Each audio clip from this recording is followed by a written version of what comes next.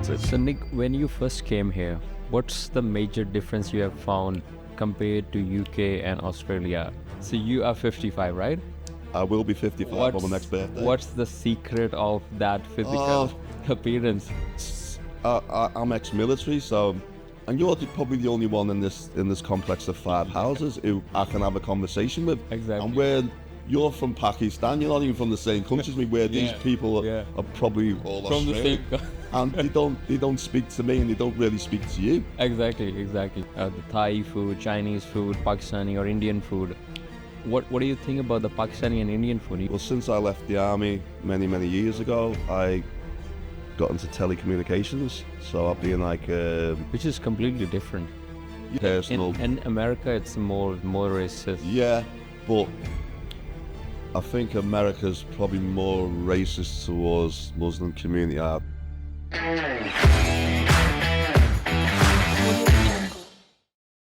Hi, welcome to Aussie Diaries once again, and we are having an interviewee today, Nick. Nick is my neighbor, and I've been living in this place from almost like an year now, and I find that Nick was training in the same gym where I train, and we used to wave at each other, and then I come to know that this person is my neighbor.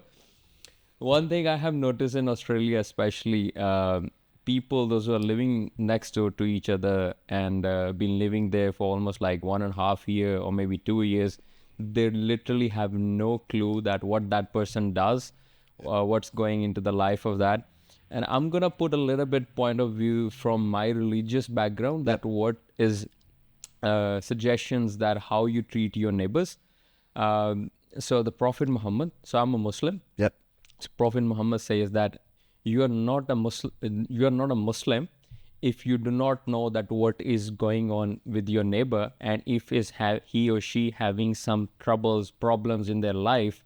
Obviously that's a personal matter. Yep. But if they eat or not on the same day, and you are eating and you have your full stomach, so you are not going to be on the right path. So you should have to ask them if they are having any troubles or problems, so take care of that. This is what I have found here, that people literally have no idea that's what's going on into the neighborhood. And mostly what I have found, maybe I'm wrong, it's my own perspective, that people are more fake nowadays. They show something else, but from inside they're completely different. So Nick, first of all, thank you so much having here today, and you giving your precious time to us. First of all, I'm going to ask you that how's your journey, and you're originally from UK, right? Yeah, I'm from a town or city in the north of England called Liverpool. It's probably most well known for its football team. Mm-hmm. We call it a port town, so it's a city based on the coast. It's got quite a rich colonial past history. Unfortunately, most of it's associated with the slave trade. That's how the city was built, on profits made from the slave trade. But Liverpool is quite a vibrant city. It's probably the 4th biggest city in the UK, behind London, Birmingham, and then probably Liverpool and Manchester. Mm-hmm. But it's a typical working class city. And yet the people are really friendly. It's a multicultural city because it's a port city, so there's a lot of Muslim community, big Muslim community, a big African community, and my neighbours were African, so I was brought up in quite a multicultural society. It's pretty much like what we have here in Very Australia. similar to what we have in Australia, but it's probably more integrated, whereas Australia is probably, in regards to yourself personally, as obviously there's a massive Muslim community in Sydney, not so much in Perth. But yeah, I made the move to Australia 15 years ago now. And that was partly based on the way I thought the environment I wanted to bring my children up in.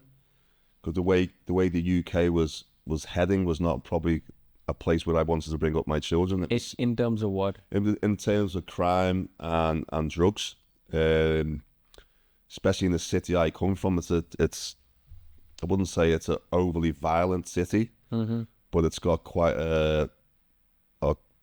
it's got quite a deep history in regards to violence and drugs. So it got to a point where my second daughter was 14, 15 weeks old, and my eldest daughter was 6.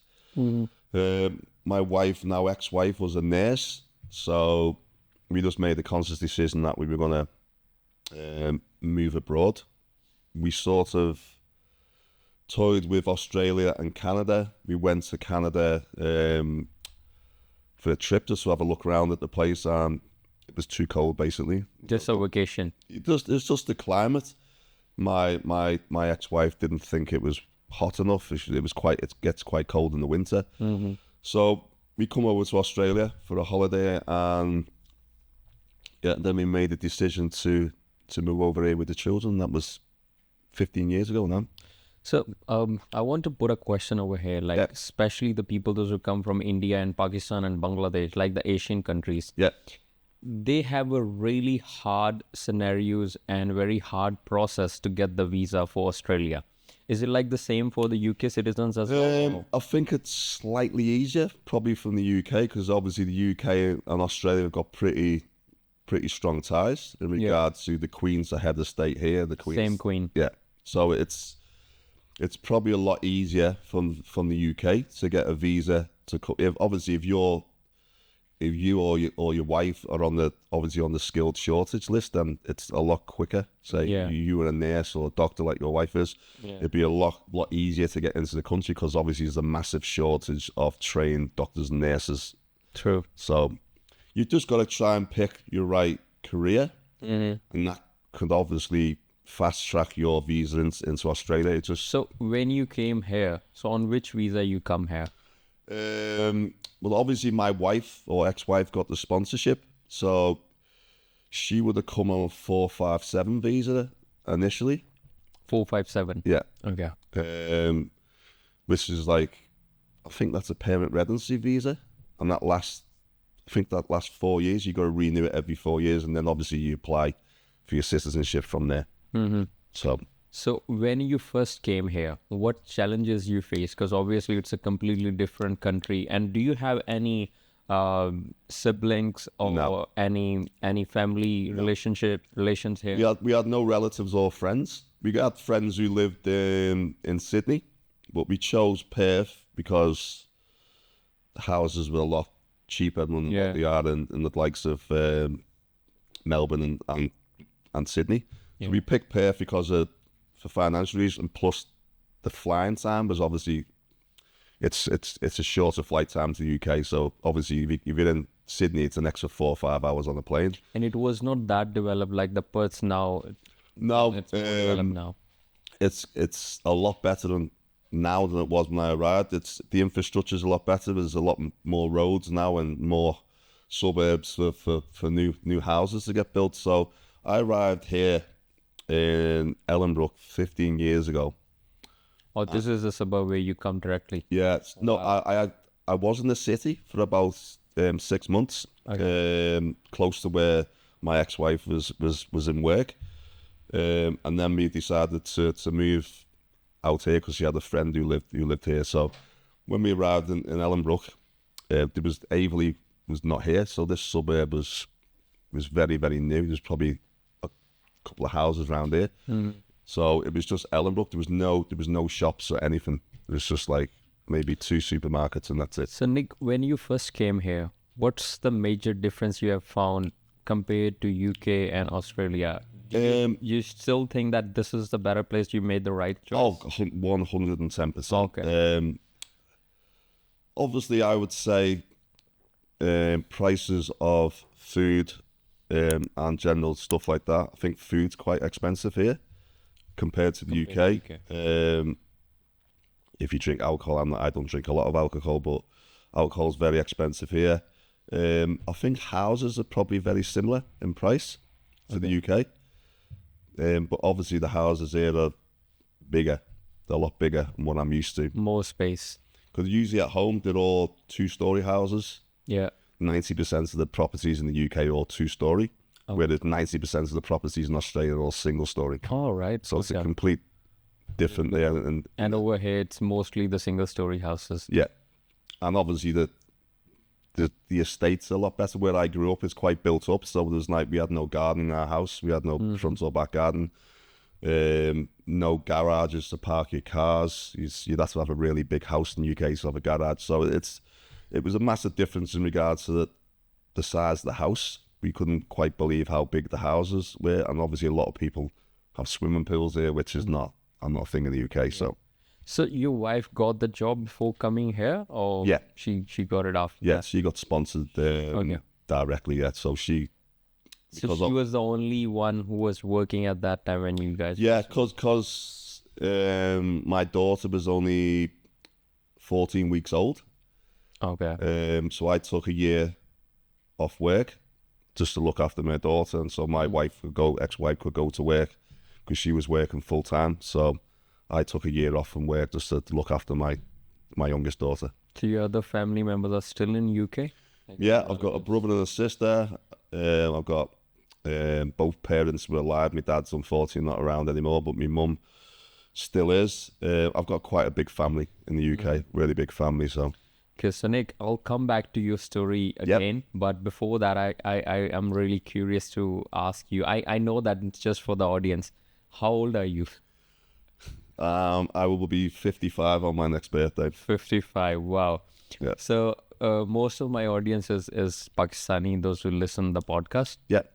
And I have seen and obviously noticed the people, those who are just 25 or 30 years old, someone having a back pain or someone having some stress going on, and they just to continue the complete workout and all that stuff, or eating healthy, it's not a thing over there.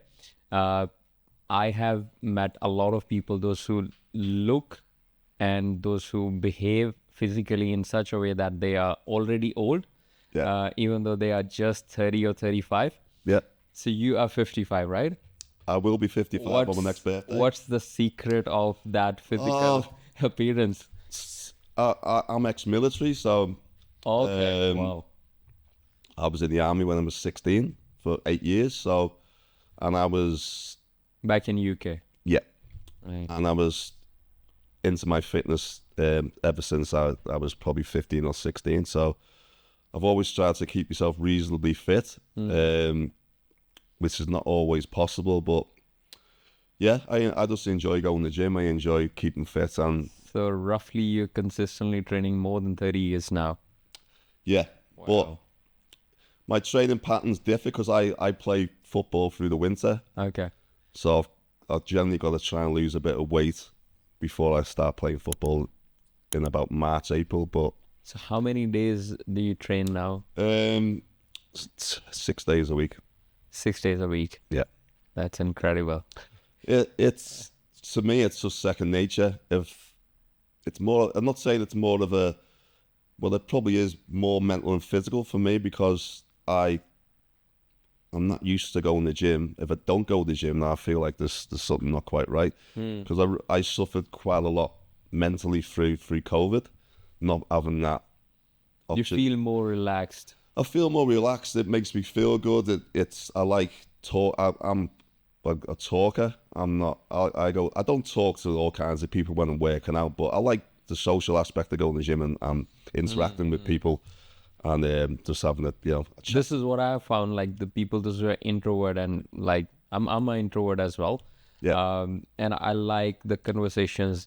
If someone is having a very logical and up to the point conversation, regardless of just talking shit all the time. Yep. So I think you and me have the same sort of. Yeah, but the way I've sort of been drawn to you personally is that you've only lived in this complex we live in for a short period of time, and I'm one of them people who are like yourself, very similar to you. You've got neighbours, you should know your neighbours. I'm not saying you should know everything about them personally, obviously. but you should be on a level where you can say hello, how's your day going? Yeah. How's your children? How's your wife? And you truly mean it. Yeah, and you're probably the only one in this complex of 5 houses who I can have a conversation with. Exactly. And where you're from Pakistan, you're not even from the same country as me, where these people are probably all From the Australian. same. and they don't speak to me, and they don't really speak to you. Exactly. I find that bizarre Yeah. because And I also think it's a vibe as well. You Yeah, get but some sort of a vibe to from me, a that's person. just how we're made up as human beings. We're made to interact with other people. Exactly. So I just don't get that you can drive past someone who's your neighbour and not say hello to them. It just Yeah. It's just I bullshit. know everyone's got the problems and all the rest of it. Everyone having issues in their lives, but that It doesn't takes 2 seconds to say hi. Just wave and say hi. Yeah. People on that house don't even they don't even look at Yeah, it. exactly. I find that because there might be a point where, you know, I wouldn't say me you are close friends, but if you ever need anything, you can always call me, and I'll always Sure, exactly. if I'm here, I'll help you. But there's always going to be a time in your life where you're going to need the help of your neighbour. Like you got locked out your house a couple of weeks ago. Unfortunately, I wasn't around to let you in. But that's just a prime example when if you don't know your neighbours, who are you going to rely on? Exactly. You've got no family and friends here. The only things you've got is your neighbours. So I find it really bizarre that there's only me and you, and we're culturally we're from totally different ends of the spectrum, but we've connected because we take time to talk to each other. And I think if everyone done that, the world would be a lot better place. Than Couple of questions coming in my head.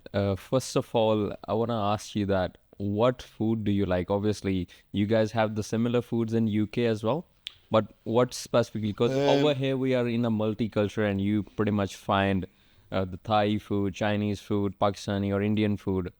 What do you think about the Pakistani and Indian food? You I'm tried from that? the UK, so we've always been brought up on Pakistani and Indian food. Anyway, that's culture that's been part of the UK from the 1960s. Right. It's always the thing that you go out and you end up somewhere along the night going for a curry. That's just the norm in the UK. And in Birmingham, which is probably a 40-minute drive, there's a massive Indian Pakistani community, same as Bradford in the UK, massive communities. So I've always been around Pakistani and Indian cuisine all my life. Okay. And it's just the norm for me. Yeah. So UK people on the whole like spicy food, so it's good. I'm very consistent on my gym thing as well, and the Yeah. health and fitness. You know that. Yeah, And I'm very strict on my diet as well. yeah.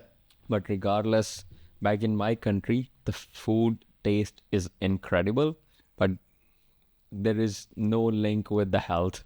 People, No, well, that is very true, yeah. And yeah, I understand exactly. Without being offensive, then yeah, I would say your cuisine's quite carbohydrate loaded. Oh, yeah. food, so unhealthy, because people, those who want to go out and having a dinner or maybe a lunch, they just only take care of their taste buds, regardless of what's gonna happen in the stomach later on. yeah. Which is fine.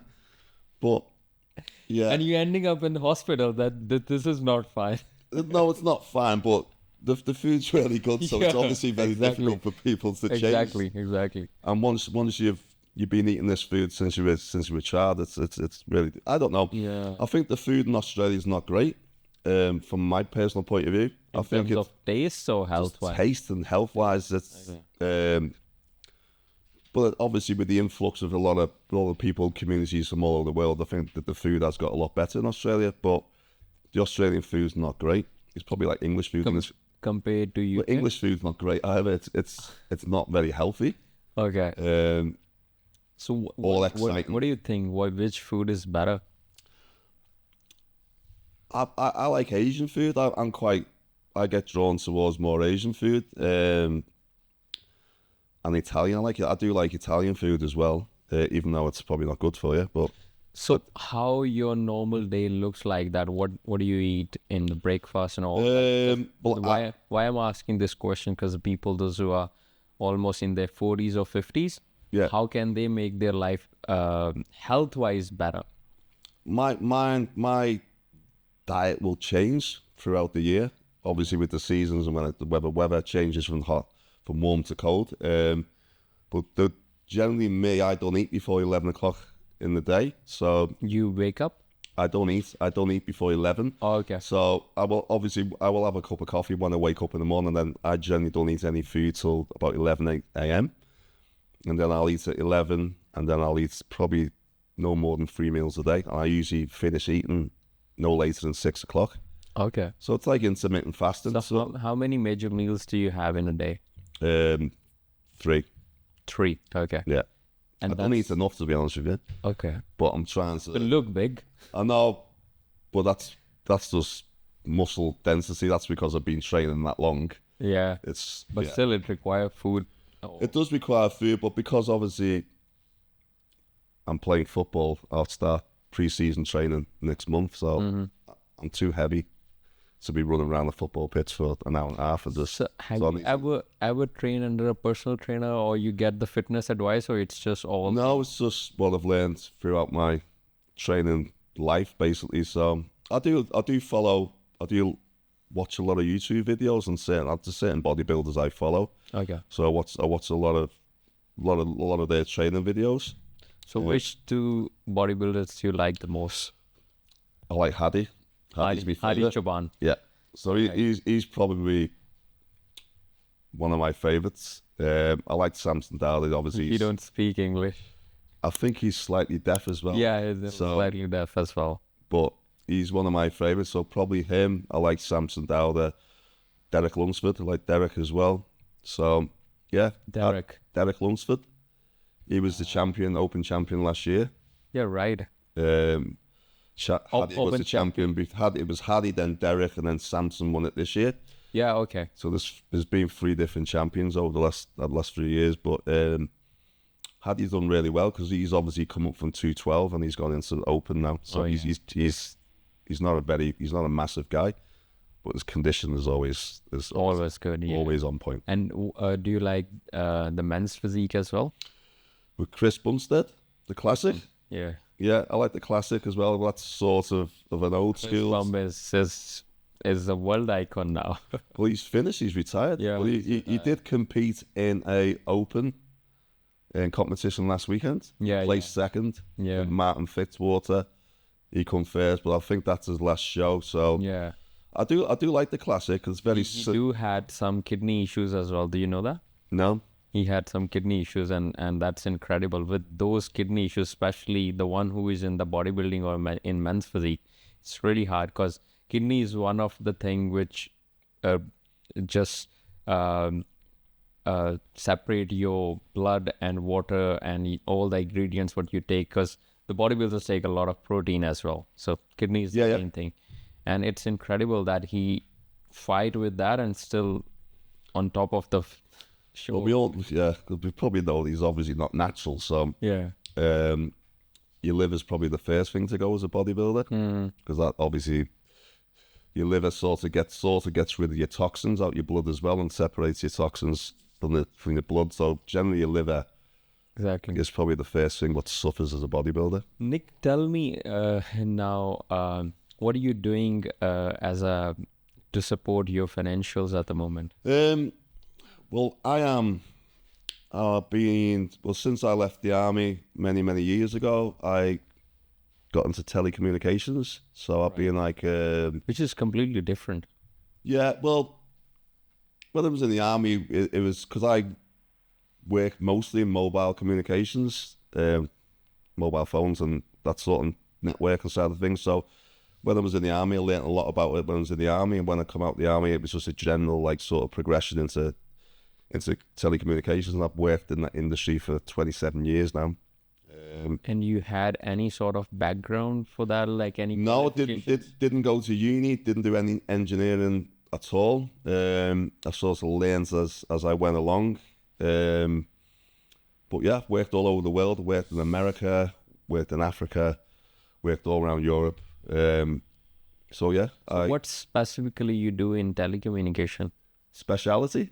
What specifically you do in telecommunication? I build a network, so I would go out and physically build the towers and fit the antennas and program the radios. So Oh, okay. so it was basically the whole thing. So And where did you learn that skill?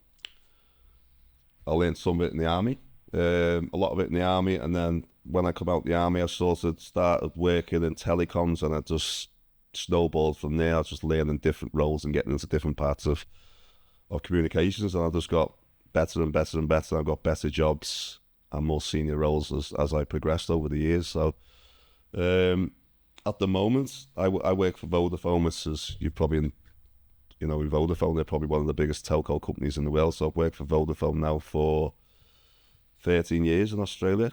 So I look after the quality assurance and health and safety. So I go out and basically, if we've got guys working on site, I go out and do inspections, check, make sure the work's getting done as per it's meant to, and make sure the guys are working safely. So if someone who is listening this podcast and maybe from a different background, maybe from Pakistan or India. Well, funny you should say that, because I would say, industry-wise in Australia, I would say Indian and Pakistani is the biggest, I'd say the biggest industry they work in is telecommunications.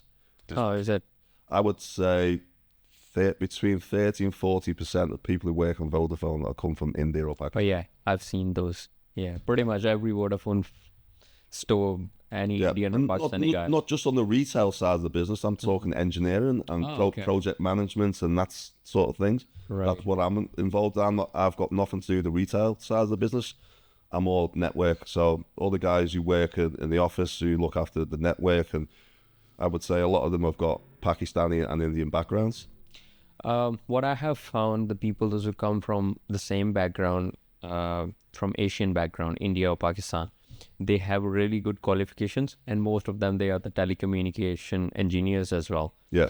They come here, they started doing some odd jobs, and which is completely fine because you have to support your financials as well. Yeah. But I have found after years and years, they enroll themselves in some sort of a degree.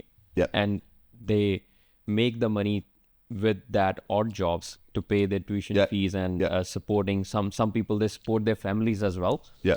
But what happened with the passage of time, after 3 or 4 years, they just stuck into the same thing. And then after 4 or 5 years, most of the people, they're complaining that, oh, we do not have enough jobs in the market. This is my personal observation, that they don't try. Or maybe if someone just applied for 2-3 jobs and then they're saying like there are not enough jobs in the market. By applying 3-4 jobs, I don't think so it's a good idea that you can say that there are no jobs. So what if someone who is coming from that background and have that specific qualification, how they can get into their field or get the job in the telecommunication? For me, if I was coming from overseas, I would do my research before I thought about emigrating to Australia. I would go on recruitment websites and just have a look at the jobs and see where the most jobs are. So I think there's a major shortage at the moment on people in the telecoms industry. But the thing about the telecoms industry, it goes in peaks and troughs. It'll be really busy for 3 to 4 years, and then for about a year it'll just be really quiet. What do you think? How important is your visa conditions and what sort of a visa you're having or what sort of a nationality you're having? Do you think the people, those who are hiring their workers or the employees, they look at your visa or your nationality? Is it like that important? I wouldn't. Really? No, I just think if you got the right qualifications in your particular trade or qualification is basically on this shortage list, is on the trade shortage list for Australia, you will get a job easily. And how important is the communication skill, do you think? I think the communication skill is pretty important. But you know, I know from my own experience that a lot of majority of people who come from Pakistani or Indian backgrounds speak really good English anyway. It's their second language. You speak really good English. So I don't think it's a major issue in regards. It's just, I think, I wouldn't say, I've got to be careful of what I say in regards to I perceive Australian culture. I think it's quite a racist country, me personally. Compared to UK? Compared to UK, yeah, I would say. There's less racism over there. I would say so, yeah. My own personal... In America, it's more racist. Yeah, but I think America's probably more racist towards Muslim community towards Afro-American communities. I think Africans. Afro-Americans, so people who come from Africa originally. I think Australia, because it's Black people. Is it? yeah, I think in Australia, because it's only, obviously there's been a lot of European people being here for many, many years, but I think from what I can see personally, I think Australians are quite racist towards Muslims, and that's that sort of Indian Pakistani back. I'm not saying they all are, but I think because it's fairly new, it's only first generation, so people who come from an Indian Pakistani background have probably only been in Australia between 10 and 20 years. What do you think? Why they are racist think- towards Muslims? So specifically, you're think talking it's- about their racist I just towards think Muslims? I think it's just a cultural thing for them. I think because they're not used to seeing a certain type of people in their country, they find it difficult to interact and communicate. In terms of the appearance? Yeah. Because I'm a Muslim as well, but my appearance is pretty much not Yeah. exactly. Yes. So I think it might be different in the likes of New South Wales, where there's quite a large Muslim community. Mm-hmm. But I think in Perth, if you know yourself, you've been here long enough, it hasn't got a massive Muslim community. It's probably getting bigger.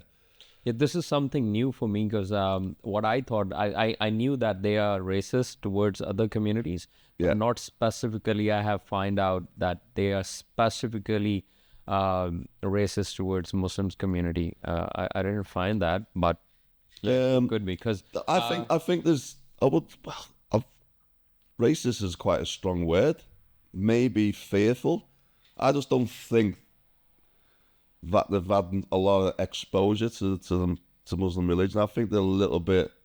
it's because of the media. Do you think? Yeah, I think it's driven by the media as well. So would you mind if I asked you this question? What do you think about the Muslim community? I've got no problem with the Muslim community. I was obviously I come from the UK, so it's quite a multicultural society. I You know something about Islam? Yeah, quite a lot. Obviously, I was in the army as well, so I've served in, I was in the Iraq War. Well, I served in that, so I understand it. But obviously, there's different. You can't blanket the whole Muslim community under one sort of banner. There's different types of Muslim religion inside. So that you're either, because you don't. Is your wife she obviously wears a headscarf and not a burqa or a full. There's different levels of. I don't know. I don't know personally. So hijab is the one which you covered your head, Okay. and that one don't need to cover your face. Okay. That's called. So we call it burqa, the black thing, Okay. which is not compulsory. So Okay. what's compulsory is, or what it's even not compulsory. It's prescribed. So prescription is that you have to cover your head or any part of your body except the hands and the feet or the face. You don't need to cover that. Okay. But some ladies, those who are from the Muslim background, they do cover everything, and some even cover the eyes as well. Okay. So it's the level of understanding, or maybe your belief system or your family background as well. But obviously, Islam comes from the same source, which is from Prophet Muhammad. But I think they make it in certain way, especially in through the media, and when the 9/11 happened, and it's the main thing from the Bush, I would say. I don't know. What do you think that whatever they show in the media, do you believe in that? It is distorted, but there's a sense in the UK that the way they look at it in the UK, that the people who come from a white, like me, Anglo-Saxon, born and bred in the UK, that their voice isn't heard. They think the minority rules in the UK at the moment. You think people who are from a Muslim background have got more rights than people who are from the UK. So it's a media-driven sort of thing in the UK, and the Sharia law and all the rest of it goes around that. So there's a lot of fear, and there's a lot of media-driven. A lot of hate. fear from It's just, it's the media who drives it. It's just, I think it's just their narrative. They like to, because they think it's Muslim community is a very secretive community. They don't interact or mix with other people, and they only do certain jobs because they take jobs where they don't, like a taxi driver, 90% of them do taxi because you don't have to interact with any other people. It's just, And even when they are doing taxi, because I did Uber for a while. yeah, And whenever someone from a different background and having a really good conversation with me, and I don't understand that I should have to take it as a compliment or something. I always get this from the other people that, man, we really love your conversation. Because mostly whenever we travel with someone, the driver is either on a phone with someone else or having no conversation at all. but yeah, well, I got in an Uber, I think it was last week outside here. I was talking to an, who's playing cricket? Is it Pakistan playing cricket at the moment against Australia? It was last month, I had a, and the match was in Optus Stadium. yeah, I had a really good conversation with him all the way. We only went a short distance, but we had a really good interaction. I think it's important. I don't know. I think, like you said, I think a lot of it's ignorance and it's media driven. People don't know The actual essence of what that thing is. it's just that's the way it's been for thousands of years. It's always been Christians against Muslims, and that's all it's been throughout from the beginning of time. And I think Are you religious? not really, no. But you believe in something? I believe in a higher force. I think we're here for a reason. But sometimes I think if it wasn't for religion, we wouldn't have anything to fight about. Wait, what? Human beings wouldn't have war. I think if it wasn't for religion, we'd have nothing to go to war. I think it's all, I don't know. It's like, if you take away all the wars that have happened over the centuries, they're all based on religion. Yeah, either religion or it's mostly the politics. Yeah. And yeah, But it is. You just recently told me few months back that you just recently bought a house in Ellenbrook, right? well, I'm building a house. I purchased a block last year.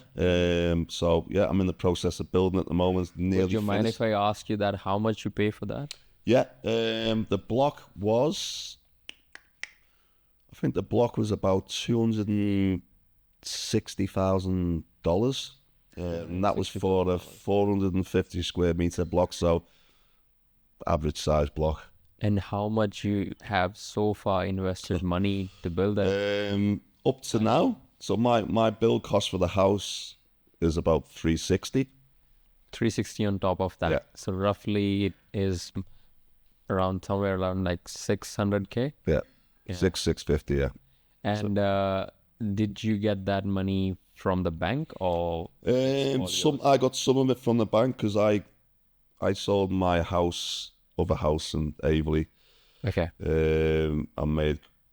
That was your house completely, no mortgage on that. No, there was a mortgage on that, but I sold it for about 750. Okay. So I made about 350,000 profit once I paid the mortgage off. So I used that. 350,000. Yeah. Okay. So I used that to pay for the land on the new house. So I bought the block outright, and then I think my mortgage is about 300,000 at the moment in the house. So what do you say about the people those who are coming from the different backgrounds? And I know this is the most amount of money what people earn. They spend it either in living, Yeah, because the living cost is pretty high over here. yeah, And an average house like that, you have the similar house, right? yeah. Pretty much. And you're paying 700 a week for that? 700, yeah. 700 a week. I think you're paying slightly less. Yeah, It was- mine is $50 less. It was 550.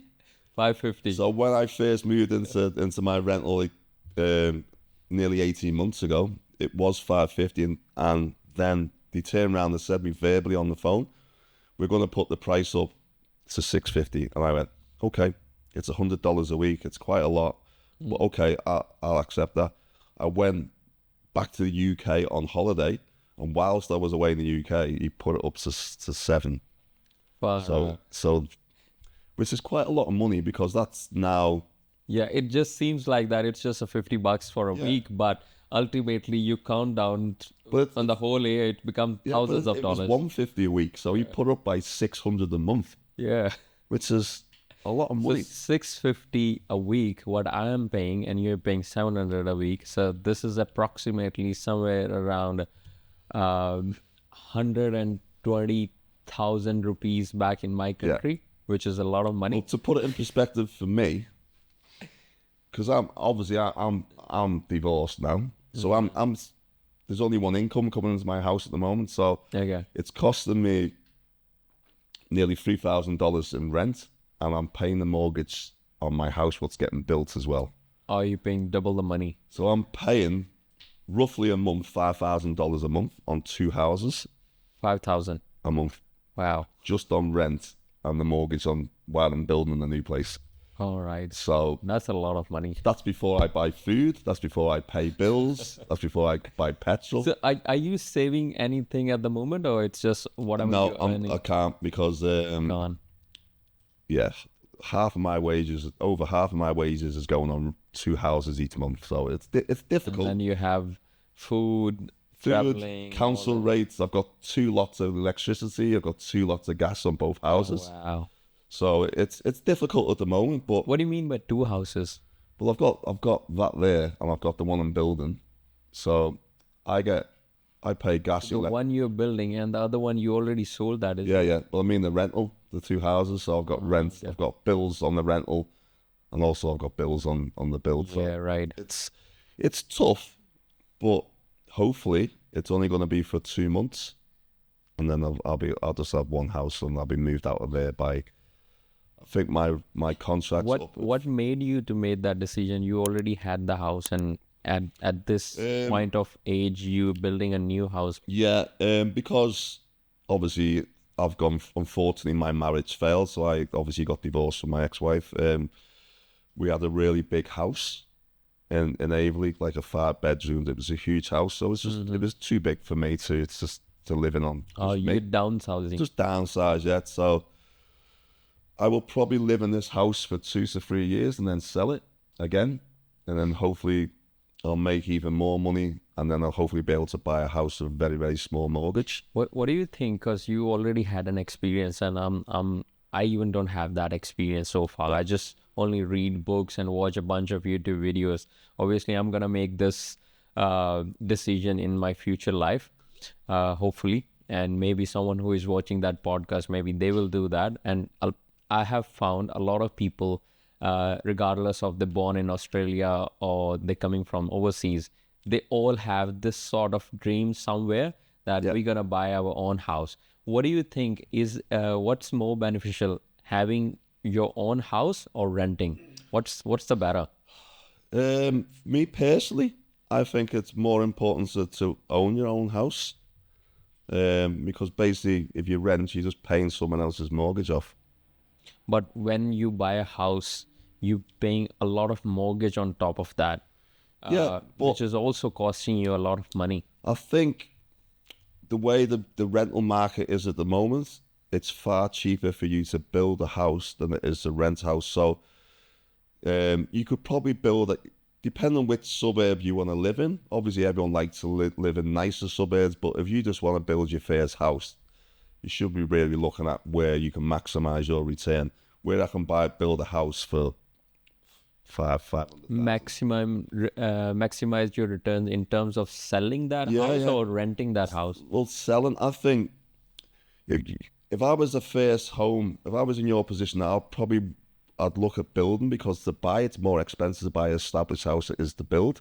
So if I wanted to buy that house I'm building now in Averley, Better is to buy a house who is already built. no, build. Build your house. It's more better. It's better because the house is going to cost me 600, say, to build it. Okay. I could sell that house for 800, 850 the week after I move into it. And how long it takes to build a house? It depends on which builder you pick. On the other hand, you are also living in some other house and paying the rent as well. Yeah. That's also costs you money. Yeah. Depending on what builder you go with, because there's been a lot of issues in Perth over the last 2 to 3 years where builders have gone out of business after COVID, and there was a massive housing collapse 2 years ago because of the biggest builder in Perth. Yeah, and a lot of people moved from Yeah. other states as well, So including me. yeah, so if you pick a decent enough builder, from as soon as you sign contracts till you actually get the keys, you're probably looking at a 18 months to 2 years process. Yeah, So right. Nick, just pretty much we are about to finish this Yep. podcast. Just few more questions. yeah, I have seen a lot of people, and that's happening in my society as well, regardless of what culture and which country background, regardless of that. I have seen nowadays, especially in youngsters, a lot of marriages have failed. What do you think? What's the main reason why it's happening? Because and I also merged this question with something else, because when your marriage collapse, when your marriage fails, it not just affects you emotionally, but also it affects you financially. Correct me if I'm wrong. yeah, and also affects your children. Yeah. Yeah, it's probably my biggest regret in life is my marriage failing. I was with my ex-wife for 27 years. Yeah, this is what I don't understand. I asked this question to so many Aussies as well, that because in if I talk about my society, either so if I go back to 20 or 25 years back, the age when my parents just married, Yeah, so either your marriages keep going regardless. There are bits of issues in every marriage or in any husband-wife life. yeah, But either it's going or it just fail in the very first few months. What's happening now in my society, specifically talking about Pakistan, marriage just fails in 2 to 3 months. That's it. Or either it just goes for 1 or 2 years and then collapse. Not like over here. Over here, people having marriages for 20 years, 25 years, even when you have kids and they're grown up as well. yeah. What happened all of a sudden, but after living 20, 25 years, the marriage collapsed? Because I don't understand that if you guys like each other, or love if each other. everything is going smoothly for 20, 25 years, it's not something happen all of a sudden you just don't like each other. No, and I think people's relationships, marriages break down for a lot of reasons. Some people just fall out of love with each other. Some people just get to a stage where, I don't know, they don't find their partner attractive anymore. They just don't, they fall out of love. There's a lot of, I think in the world we live in now, I think it's so easy to get divorced now. It's like, So easy to get the divorce. I What think- do you mean by that? I think when I was a young kid, not a lot of people got divorced because it was based around religion as well. I think is a big thing. Religion now is not. Religion plays a vital role. Yeah, in I that don't as well. think religion is as important as it was 30, 50 years ago in people's lives anymore. I think that's a big thing because Now most of the community, especially in Australia, everyone is just becoming atheists. yeah, no one goes to church anymore. Very rarely. Religions just get less and less important to people now. Yeah. And because when you get married in church, and that means that's a big thing. You get married before God. That's a massive thing. But now, people just don't go to church anymore because I feel like many years ago, if your marriage failed, you felt that you were letting your church down, you're letting God down. If your marriage failed, whereas now religion's not an important factor in people's decision making anymore. People are moving away from religion. You don't care about the other don't person's care. feeling. And that's honestly my point of view. It was a massive thing back in the day. I could have think the church and religion, especially in the Muslim community, it was such a massive thing. Now people are coming away from religion now, so they feel I have also observed one thing, and still, regardless of whatever the community you have or what's your background, I have seen in Aussie families or in regardless of where you come from, it affect the children in such a way that so if the children's upbringing done under someone like in just one parents and like so for example like your daughter, and she grew up under the parenting of a mother, and whatever the mother told her about his dad or her dad, and that's what feed into the children's brain, and on the basis of that they decided that to hate that person or to love that person. What do you think that affects a lot of children, that they have a biased decision towards their parents as well? Yeah, as I say, it's for me personally, from my own experience of my marriage breaking down. Yeah, it makes me upset and sad the way it's affected my children, and the way the children have sometimes been put in a position where they've got to pick one parent over another.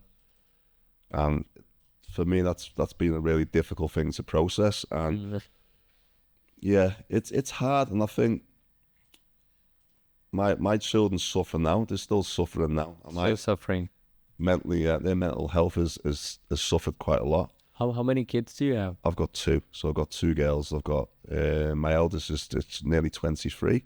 Mm-hmm. And obviously, They often come to visit you? yeah, my eldest is obviously, she's got her own life now. She's a grown woman, but we always see each other at least once a week.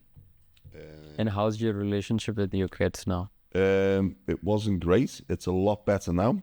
Okay. I've always had a good relationship with my youngest daughter, but in regards to my eldest, she's always sort of blamed me for the marriage breaking down, and she didn't want to live with me. She just went and lived with her mum full time. So that was difficult. But yeah, the children do suffer a lot. That's a little bit of personal question, but if you don't wanna answer, that's fine. That's all good. What happened in your marriage? I know there must be a lot of reasons, but if I want to ask you that, what was the one specific reason why it didn't work? To not go too much into detail, because obviously this is public domain. My wife was struggling with her job. Her job is, because she's a nurse, it's a very stressful job.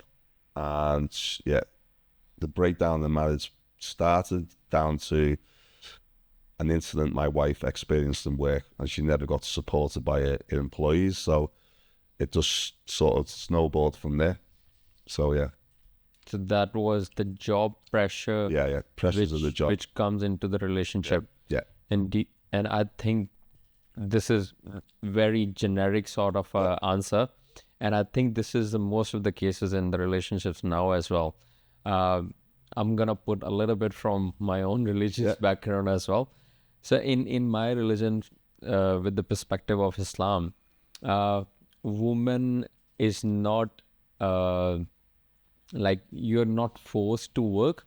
It's just a choice for you. If woman wants to work, she can work, but all the financial responsibility is on men. Men go out.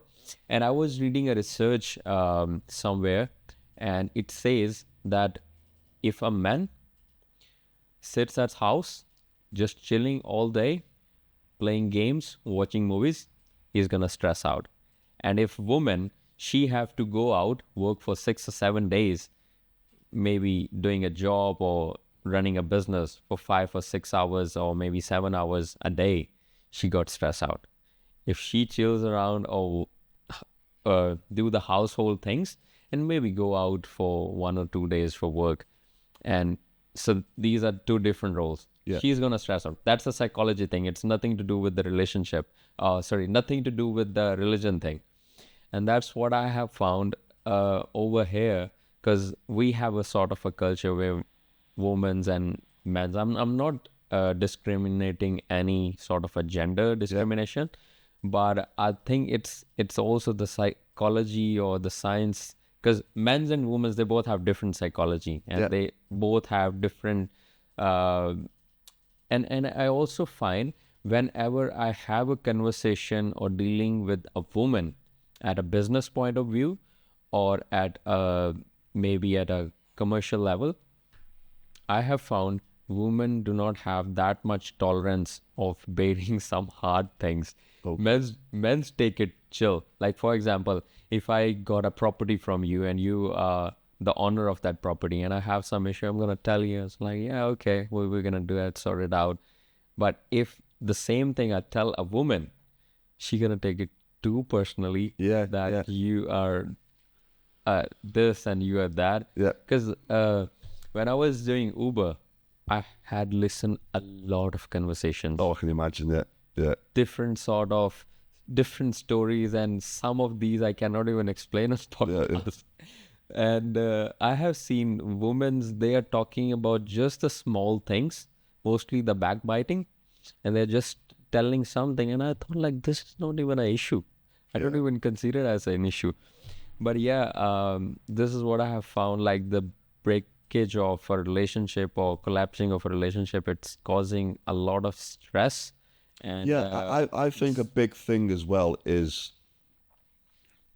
you come to another country, and I feel like, from my own personal point of view, if my marriage was starting to struggle back in the UK, we would have had the support of our family and friends, and I don't think we would have got to a point where our marriage would have failed. I think because we were out here on our own with no family support, it was more difficult to try and get over the issues. yeah, Whereas if you're at home, you're in constant dialogue with your parents and your Exactly. friends, and exactly. if there's an issue, they can come round and speak to you and your wife. Whereas you come to another country and your marriage starts to fail, or you get into problems, it becomes more difficult. And sometimes because you are very angry or stressed out, Yeah. you're just keep on thinking on a same direction, Yeah. and you are not getting any sort of a different perspective from someone else. And I think it's really important, if anyone comes from India or Pakistan, try and bring their parents with them for the first year, or Yeah, just to support them. Because it's Exactly. difficult. You've got young children as well. And, you know, it's difficult to, if you're doing two jobs, if you and your wife are working, it's hard to run your life around your children as well. So Yeah. I think it's really important. Anyone who wants to make a move to Australia, try and bring your parents with you for the first year or whatever. It just makes things a lot easier. yeah. Well, thank you so much, Nick. It was a problem. really good conversation, and I'm obliged to get to know you a little bit more. Yeah, well, yeah, I'm quite happy to come back and talk some more. Thank you. Thanks for Yeah, thanks yeah, for definitely we'll do that. And what about? Do you like the Pakistani food? You know, I like the Pakistani food. You like Pakistani food? All right. Thank you so much, Nick. We end this podcast here. Any message you want to give or any advice to the No, I would- younger generation? I would just say, if anyone's thinking about coming to Australia, then yeah, follow your dreams. That's the most important thing. And This is the best country to fulfill your dreams. I would say so. I would think in regards to bringing your children, giving your children better opportunities, then I think Australia is a really good choice. Yeah. But it also depends, because some people, those who come from different backgrounds and they're still struggling the same way, even they struggle more. I met a lot of Yeah. people, those who are just stressed out and You've depressed. got to you've got to come in and work. Yeah. You've got to have. You must have to have a You've got to mindset, a military mindset.